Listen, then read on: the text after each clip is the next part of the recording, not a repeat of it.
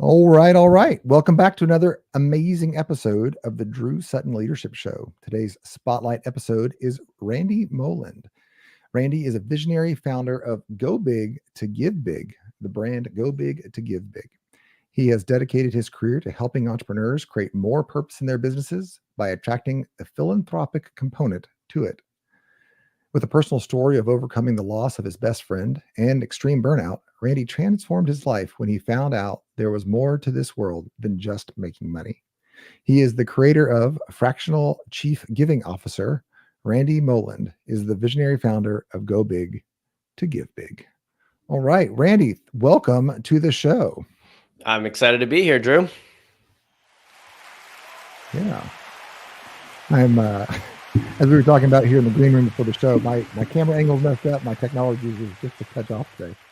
Oh, well, before we get into the fun part of the show, we asked everybody to go through the gauntlet. Are you ready for the gauntlet here? I was born for the gauntlet. All right. Coke or Pepsi? Oh, Coke. Excellent. Camping or luxury hotels? Camping, man. I love being in the outdoors. Solid answer. I'm not gonna lie, I was not expecting that from you. That's good.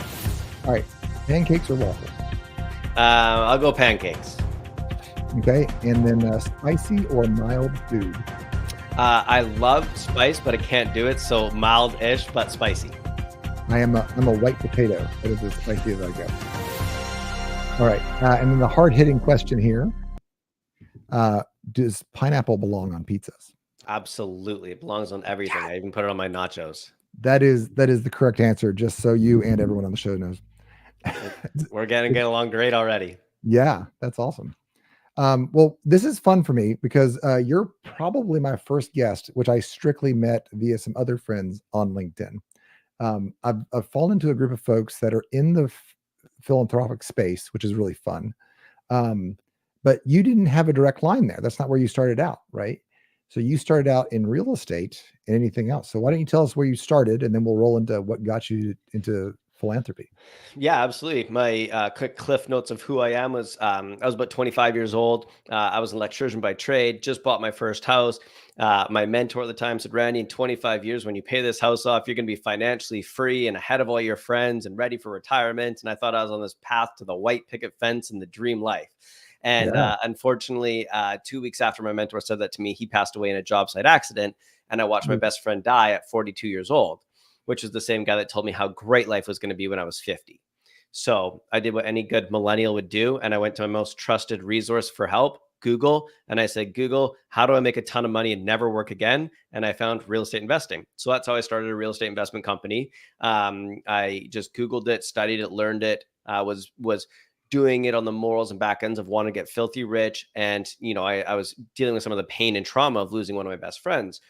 And that drove me to create what I created, which was a successful real estate investment company. But it also led me to have a non-epileptic seizure by the time I was 28, because I was so stressed, overworked, burnt out, and it was dealing with a lot of pain and pressure still of losing my friend that I hadn't dealt with. And so coming out of the hospital and the pain that I was going through, I said, you know what, God, I got the message that you didn't want me to retire at 50. And now you didn't want me to retire at 30. What do you want me to do? And the next quote that I heard changed my life forever. It said, if you want to make $1 million a year, build a business that does 2 million, give $1 million away, and you'll be the happiest millionaire on the planet. And that changed my life forever. I love that. I heard a similar quote. I think the one I heard was from Alex Hormozy, and it was only recently, but he said that they say money can't buy happiness. And he's like, no, it actually does buy happiness, but you have to give it away. And I used to subscribe to the one that says money can't buy happiness, but you've never seen anybody sad on a jet ski. I say money can't buy you happiness until you try feeding a starving child, and that will truly change your inner self. Like when you, I went down to, and I can share more of these in stories, but I went down and served at a sex trafficking orphanage in Mexico. And it was one of the most horrific things. You're dealing with, you know, you're hanging out with girls that are 8, 10, 12, 14 years old that, you know, have been through some of the worst things in their life. And I spent $50 and bought them ice cream and watched them be the happiest they were. And that's when I Mm. realized that using money to do things like this can create happiness, and giving and philanthropy, medically actually produces all the things in you, like the serotonin and all that kind of stuff that bring you happiness. And so when we do give and do philanthropy, it actually makes us happier. So when this quote came out that I heard, it was in the right moment at the right time. And we all know that that is just the way that the world is meant to be. And Yeah. I listened to that answer and said, cool, well, what am I going to do? I'm going to start adding impact into every business that I own. So I took my real estate portfolio and we started donating $10 per door per month. So our 10plex donated $100 and our 20plex donated $200, and every single month. And then we also had a meetup that was free that we started just charging $10 at the door for and donating 100% of that money to charity. Well, all of a sudden we went from like 30 people on our monthly meetup to about 120 people. So we're donating $1,200 a month there, and we're donating, a few $1,000s from our real estate portfolio.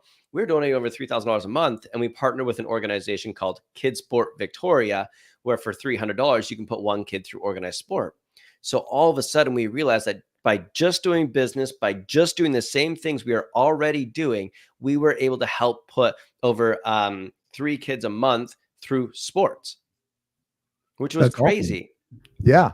And so that's what really excited us to start making some magic happen and start inspiring us to make more and more incredible things go on in our business. And that's really what got me into philanthropy and buying happiness and making impact. And since then, I have since left the real estate industry and gone on to go create an impact consulting firm and an impact community, and coach and support a lot of people on how they can do the same thing of adding impact initiatives or giving initiatives into their businesses so that they can create more happiness in their lives and more purpose in their business. Yeah. And we're going to flash this website up at the end of the show as well. But that is the impactcircle.network. Impactcircle.network is what you're talking about. Yeah. What I love about your story is that it wasn't this, I made some money and then I gave it all away and I went back and lived the life of a monk, right? It wasn't a life of austerity. It was a life of purpose. And you started out very practically. You didn't say, well, I need to give $1 million. You said, I could do $10 a door. And that worked. And then you said, okay, well then maybe I can do this. And I love the practicality of that, because I think that we're given this very poor choice between go be a monk and don't make any money and suffer, or be a miser. And so we set up these two straw men. And so those of us that live in the middle, we're like, well, I don't know how to be generous in that. Right. But your story is so cool because you kind of started small and then you grew. Have you been able to, as you've shared that story with other folks, have you seen other folks be able to make the similar type of moves? Yeah, one of my favorite things to talk about is one of the things that really changed a lot of where I was somebody called me a greedy capitalist as I was building my Mhm. real estate business. And I was like, you don't even know what I do for impact. Like, you don't know how much Mm. I'm donating and what I'm doing. So just because I have a business doesn't mean that I'm a greedy capitalist. We need capitalists in this world to drive the economy. That's how the world works. And so what I teach a Yeah. lot of people is that we need capitalism in this world. But what we can do is redefine capitalism. We can make it so that we don't have to be greedy capitalists. We can be philanthropic capitalists. And the more money our businesses make, the more we get to help. And so once we flip the impact switch for people and they understand, hey, I actually can build my business bigger and I can put in more work, and I don't have to feel bad about building $1 million a year business, because some people do feel that guilt, right? Like, I don't Yeah, want that. I totally. just want Yeah. what I need. I only need $100,000 to live. But imagine the impact you can make. So that's what I start with, is flipping their mind switch to understand, hey, business can be good. And that's what I'm on a mission to do right now. Redefine capitalism so that we actually use it in a way that makes a positive impact in this world instead of for our own personal greed. The next thing that we do is really simplify the process. What I love is that so many people come to me and they say, Randy, I just don't know where to start. I don't know where to volunteer. I don't know where to look for things. I don't know how to add it into my business. I don't know. I say, amazing. I've got the process for you. I've solved the Ah. problem. I've made it very simple. All we're going to do is find what is your, impact story? What do you want to give to and why is it important to you? Simple. Hmm. What is the What do you cause? want to give And to and why is that important? I love yeah. that. And so then they're like, typically somebody has a story that relates to, oh, well, cancer because somebody in my family died from cancer, or clean water because I traveled to some third world country. Or for me, I played a lot of sports growing up, and it, pains me that kids can't get into sports just because of finances. So we find what that is. Then the second thing is, how are we going to add it into your business? Well, Yeah. there's two very simple models: a percentage of, or one for one. Every time you sell a product, you donate something, or every quarter you donate a percentage of however much you make. Very simple. Which one of the two do you want to choose? Once they choose those two, then we go into actually just saying, cool, well, now we can actually implement it in our business, and now you could actually start tomorrow. So let's just say every time that you sell a coaching program, you donate $100 to charity. Simple. Great. Done. That's it. You know what I love about that is whenever I talk to folks that are starting businesses, or folks that are like kind of like barely, they have a zombie business. It's really dying slowly, but they keep it going. Right? Is I say to them, now listen, where's your profit? And they're like, well, and they'll quote me their gross profit, but then they don't count in all the other bills. And eventually, what we get to is that they're not really making a profit because they never designed one into the pricing. And what you're suggesting here is actually that we could design giving into the pricing of our system. I like that. That's super proactive. 100%. And oftentimes what I do is when people hire me to come in and consult them, I'll go through, find all their programming. I'll say, look, let's just say you charge, $3,000 for 2 months of coaching or something like that.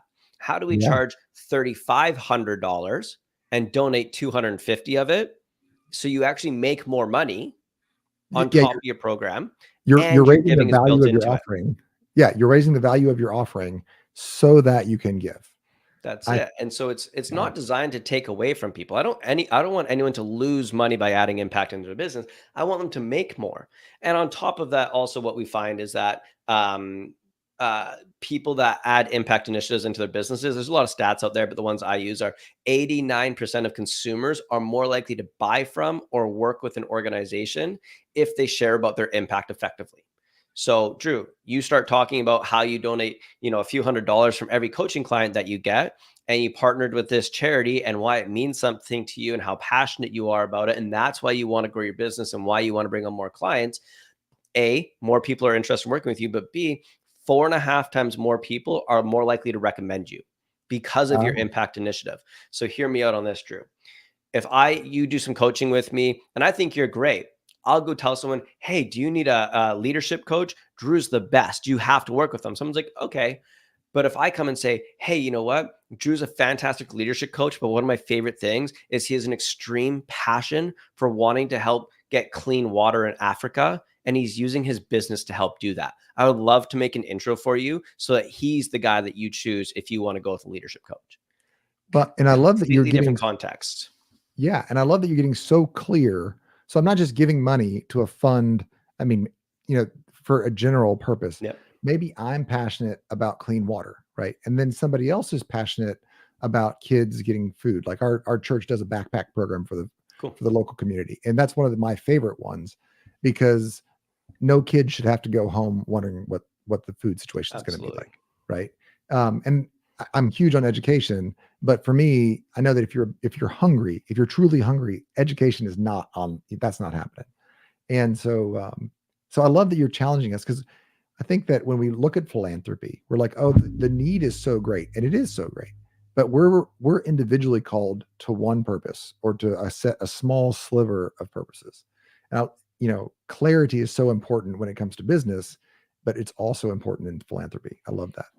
And there's so many things, like I could probably spend 2 hours giving you a keynote on everything that we do here, but because it's just not a talked about topic. A lot of people don't understand philanthropy. So a few things I just want to clean up for your audience to make sure they fully understand what I'm saying here. Oh yeah. What I give personally, I don't share publicly, right? Me and my wife, we do giving that nobody in the world knows about.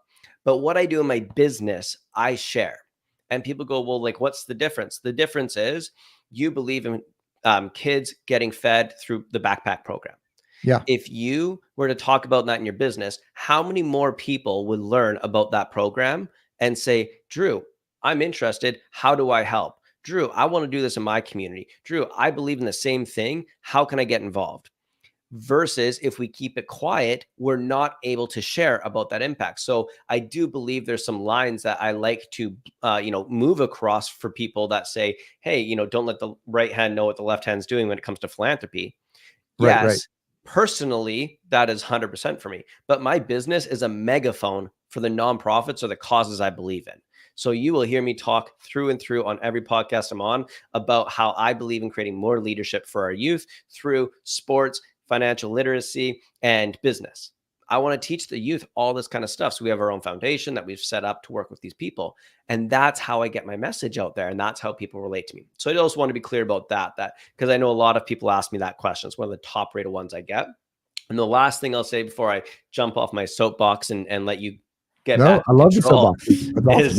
It's awesome. is just that it doesn't matter how much you give, it matters that you give. One of my favorite sayings that I came up with along the way, because so many people would say, Randy, I just don't have the funds. I don't have $10,000 to donate. So what's even the point? And blah, blah, blah. And I'm like, God or whoever you believe in doesn't care how much you give. He's not tracking on a little tracker saying, Drew, you're almost at that $10,000 mark. And once you hit that, then you can make the big splash.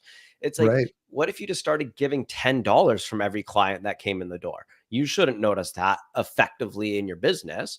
But now you've built that impact. And once you get there, you can't go back. Once you start donating that $10 or 15 or whatever it is, you can't go back because now you're like, wait, so you're telling me that if I stop doing this, I'm not giving those kids the food that they deserve?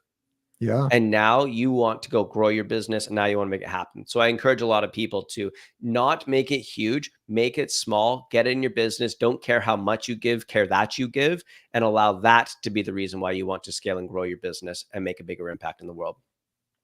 Yeah. No, I love that because when we give, it does something to us. Like it's not just us pulling it in. We're saying, especially if you give small, you're saying, listen, this is what I can give right now. You'll pretty shortly discover you can give more. That's the secret. But you're saying, I trust you, Lord, to multiply this. Like Yes. me giving doesn't make a lot of sense unless I believe in a higher power. And for you and I, that's clearly the Lord, but other folks that are listening, it's an act of faith that resonates and starts creating ripples, both in your soul and in others. And the other thing it does is it starts to steal your heart. Like you're saying, and maybe this is the first thing that you're doing in this way. You're saying, I am being true to myself, which is integrity, and I'm going to give in faith. And then your heart begins to say no to other things you should be saying no to, and yes to other things you should be saying yes to. And you'll find that that giving is like one of the first steps a lot of people take towards integrity. And that gives you that gives you peace, not just happiness. Happiness is today, but peace is a longer thing. I got on a soapbox there. No, I think giving is amazing. What if the law of reciprocity says that once you give, you will get, and once you show that you're a good steward of the money, that is when you'll get the fortune and the riches on the other end. But you have to start. So everyone that says, I don't have the money to start, I don't have the time to give. Also, Tony Robbins says that if you give when you have nothing, scarcity will leave your life forever. Well, I realized that very quickly that if you say, I don't have anything to give, that is the most scarce statement you've ever said in your life. I don't have any time to volunteer. Very scarce statement. But if you say, wow, I'm so grateful that I have $100 today to donate. Now you've opened up that law of reciprocity. You're willing to give. You're bringing abundance into your life. And I truly believe that once you start opening that faucet of giving, that the back end will continue to pour into you. Whether you've been believing God, whether you've been manifesting, whether you've been blueberry space muffins, I don't care. You have to understand energetically that when you serve others, you will get served yourself. That's just, physics essentially.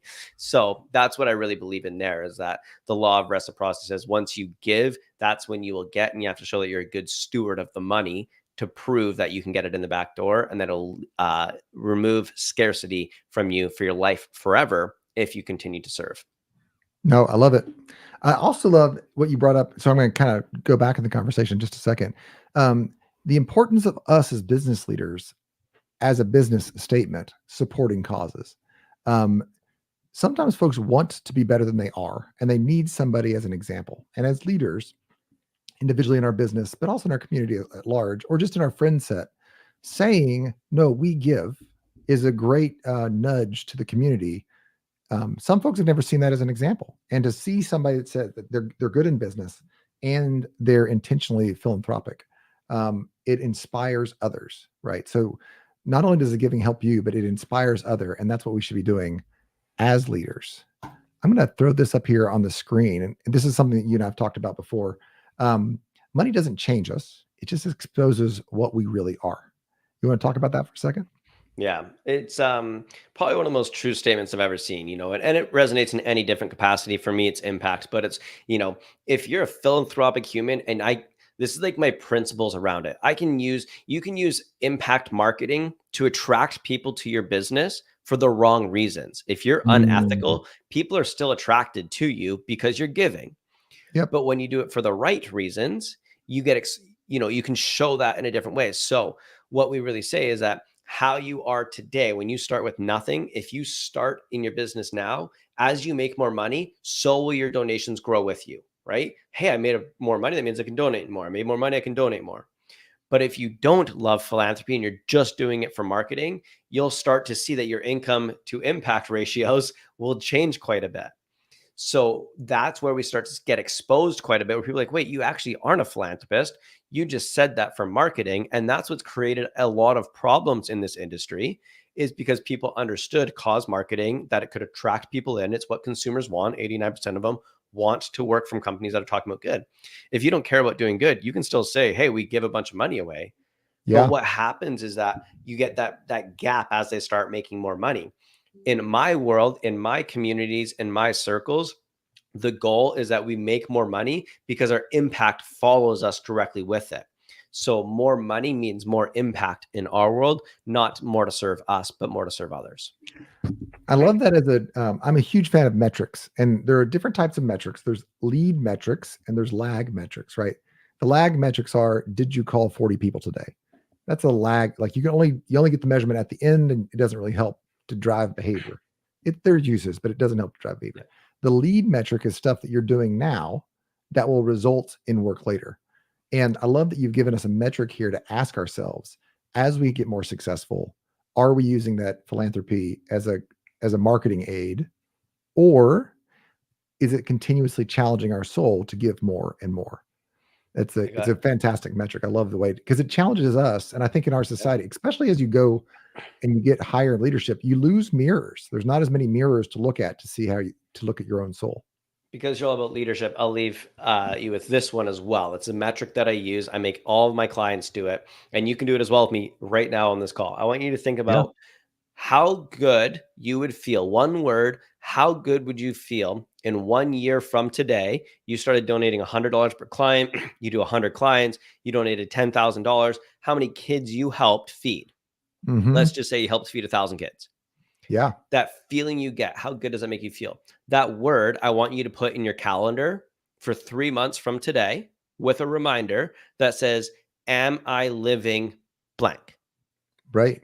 And in 3 months from now, as you're building your business and you're too busy to think about philanthropy and you're too busy to volunteer and you're too busy to do all these kinds of things, you get that reminder. And I want you to feel how it feels when you get that reminder and you haven't stepped into that, what you could be doing. And you do that every single quarter. And now you're sitting there going, oh my God, if I had just started 3 months ago, I wouldn't feel like this. And it's that reminder that if I had just started today, even a little bit, how many kids could I have helped? But where I take my clients when I coach them is I go, now imagine, Drew, 5 years from now, you could have helped 5,000 kids get fed. Yeah. What would it feel like if you didn't do that? And every time they go, it'd feel disgusting. I'd feel gross. I'd do this. I said, so what's stopping you from starting today to make sure you get to that point? Because that's what it's really about. If we as leaders can say, I know the outcome in X amount of years is going to produce X amount of impact, and that's going to make me feel X amount of way, and that's going to make me a better father, a better husband, a better business leader, a better person in society, a better person at my church, all these things. Why don't we start today? It's because we think we need a bigger check. We make it so complicated and confusing. We do all this stuff. Anybody can go volunteer tomorrow, get the same outcome. It doesn't have to be money. It can be serving, volunteering. anything. But if you have that reminder in your phone every quarter and you open that up and you go through 3 or 4 of those reminders and you don't make impact, that's what this statement really goes to is it really having, like, do you actually care if in 3 months you haven't made that impact that you said you were committed to? Yeah, I'm actually going to do that right now. So if you're listening on the show, or if you're on the show, hit a pause button. I'm actually literally going to my calendar right now, just so you see how long it takes. I'm just taking a little block, a little 15-minute block that is literally today. I'm typing in satisfied, because it has to do with kids and food. So satisfied seems about right. I'm just going to put that on repeat. And I'm going to put it repeat custom in 3 months. That's how easy it is. So, right, that's my challenge right here. I love the simplicity of the task. Boom. I got the reminder in my calendar. I hope you did the same thing. For those that are listening, if you're mowing the lawn will wait. It'll be just fine. And with that reminder, it doesn't matter how much you give, it matters that you give, right? Yeah. Drew, I don't care what you do, but you need to be working at least a percentage or two towards that goal, because that's where the word that you're putting in there, satisfied, when that comes up, all you're going to think about is, man, there's kids out there that are struggling to get food, and I'm out here running my business doing multiple 6 figures, 7 figures, whatever it is. I could be doing more. And that's the whole point. It doesn't have to be a lot. I could just be doing more. Yeah. So let me pull in that thread there. Now, and I think it's pretty clear in the show. I'm just going to reiterate it here. It doesn't matter what level your business is at. Sit down, figure out what you want to give to and why you want to give to it, and then an amount per product. So 1% or a 1-for-1 or whatever works for you. Take some time tonight or tomorrow morning and do that. Maybe even on your run or your workout, whatever. Make it happen. Okay. But if you want some help from Randy, you work with folks that have already achieved some level of success, right? So that's folks that are in the 1 to 2 million range. What is a good fit for you? I love working with passionate entrepreneurs. I love working with people that have had some success in their business, have kind of got their business off the ground, and are now going, what's next? Why do I need to do something more? You realize, and you've probably experienced this as well, at some point in your business, the money means nothing to you. It's like, what more money does what? Provides a Right. little bit nicer house. You start asking, what more can I be doing in this world? And exactly that exercise that I just went through with people. They go like, you're right. I could be helping more kids. I could be doing this kind of stuff. That's the ideal people that come to me, people that are ready to make some sort of positive impact in the world. And the thing that changed for me when I started helping people is I was a part of a lot of masterminds, communities, networking groups, and no knock on Grant Cardone or Andy Elliott or all these guys, but they're very hardcore sales, grow your business, make a ton of money. And the culture I wanted to be in was, well, how are we making impact? What is your legacy? What does it mean to serve and do good in this world? And so that's why I started bringing together a lot of these people into these communities to say, look, we can build the businesses the same as those guys. We can build very successful 6, 7, 8-figure companies, but let's talk about how we're using them to do good. And that's the kind of people that I love hanging out with, chatting with, supporting with. I'll pour my heart and soul into anyone that comes to me and says, Randy, I want to do good. I want to make my business, an impact driven organization or for benefit or whatever you want to call it. Help me. Those are the people that want to come to me. But typically that comes from people that have had some sort of excitement established, because we've all been through the startup grind. When you try and get your first 5 clients, you're not really thinking about how do I give back, even though you can and you should. You really got to be building some business ops and growth and management. We really love working with people that have maybe gone through that first few stages, have said, you know what, my business is functioning now, it's operating. I'm not striving just to pay the bill today. I actually am ready now to implement and grow the business and make some bigger impact with it. Yeah. So if I might kind of riff on that, if you're in that scaling stage, scaling takes cash. You got to hire your first employee, your second employee, your 5th employee. Every one of those purchases is very expensive. But you hit that 6, 7 employee and you're running at the couple million mark. So when you're early, my challenge to you is to put in $1 per product. Done.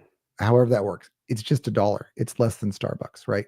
Put in $1 product and don't worry. Just for me, do $1 and say, I'm going to put in $1 until I get my first 6 employees, 7 employees. Now, if you can do it more, great, but just trust that you're healing your heart. You're putting yourself up in a good position. Get the scaling done to about 6 or 7, and then reach out to somebody like Randy and join a generous community. I think they say that, you're the average of your 5 closest friends. And it is deeply true. And again, not to knock on Grant, there's a lot of great skills that Grant teaches Totally. In sales and in leadership in general. But the community you surround yourself will permeate the value structure that you have. Yeah. And go ahead. It's accountability. That's all. I was just going to say, it's accountability. You just put a reminder in your calendar of what you wanted to do. Well, imagine you were surrounded by a bunch of other people that had the same reminders and the same thing. And every month or every week, you got on calls talking with people. You were seeing posts about it, and you got surrounded by them.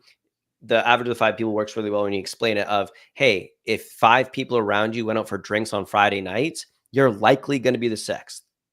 Yep. But if 5 people around you went out and served their communities and donated from their businesses and talked about the impact they were making, you're likely going to be the 6th. So if you truly value this and you believe this is where you should be, you have to surround yourself with people that are doing business the same way. That's what I'm trying to curate and grow right now, is how do I put people like you, Drew, in a community that are going to serve good, be good leaders, and try and redefine capitalism the way that we want to, so that actually we can do business for good. Yeah, no, I love it. And I'm going to encourage the listeners here. Maybe you're the first one in your local community. Get with Randy and join a larger community so you can get that accountability, and then be the catalyst in your community. And pretty soon there's folks that already want to give. I know that if you're listening to this far in the show, this is touching you and you want to give. There's other folks in your group that want to give as well. So start the conversation, but you take action, and connect with Randy or someone like Randy, and connect in a group. Real quick though, I think there's another group of folks that you work with or that does connect with. There maybe are corporate folks that have reached a level of success. They have that leadership level. Talk about the difference between the corporate ladder and the philanthropic ladder. Yeah, of course. I came with this concept a little while ago, and I've just been playing with it, and it resonates more and more with me that I keep bringing it up, is that when we look at the corporate ladder, and that's just called the business ladder, the corporate ladder, we talk about trying to climb the capitalistic ladder. How do we make more money? It costs us more time. It's more stressful. And eventually we get to the top of it and we realize there's nothing at the top of it. It's like climbing the wrong mountain, right? You get to the top of the corporate ladder and it's like, what? I make a lot more money now, which is really cool. And I've wasted all my time and I'm very stressed out and things are crazy. That's fine. We all want to get there. We all want to get to that point. But what can aid us in that is, what if there was another ladder beside us that allowed us to continue going up the mountain? But that was your philanthropic ladder. And every time that you did some sort of philanthropic work, whether that's serving, volunteering, donating, you got to add a rung to your philanthropic ladder. And your philanthropic ladder starts getting bigger. And my goal is that by the time I finish on this earth, my philanthropic ladder outdoes my corporate ladder. I want my philanthropic ladder to be so tall with so many rungs of so much impact that I made, that people standing on the corporate ladder look at me and go, wow, look at the impact that guy made in the world, not from below looking up and saying, hey, he's at the top of the ladder with nowhere else to go. Yeah, it gives a purpose. I think that you said it recreates the magic. A lot of times as entrepreneur land, there's the initial mission. We start to scale. We've made some impact, and then we get bogged down. It's corporate. We have meetings. We have notes. We have accounting. But really giving allows you to reignite your passion for what you're doing. So not only is your business making an impact, but you are making an impact, and your business is making more of an impact because of the giving that you're doing. That's it. We are running out of time. So I am going to let you have the last couple of words here. So here you go, about 30 seconds or a minute. Let's close it out so that folks know how they can live the generous life, the philanthropic life that they're really called to.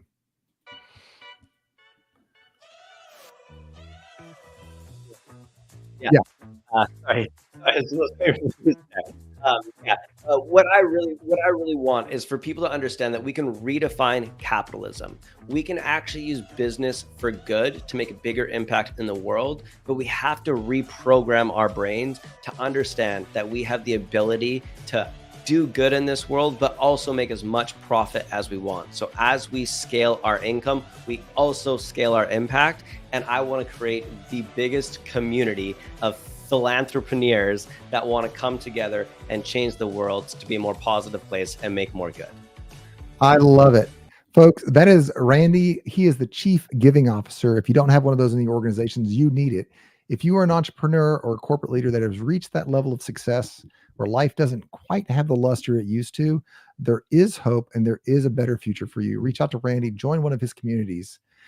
And with that, we are out.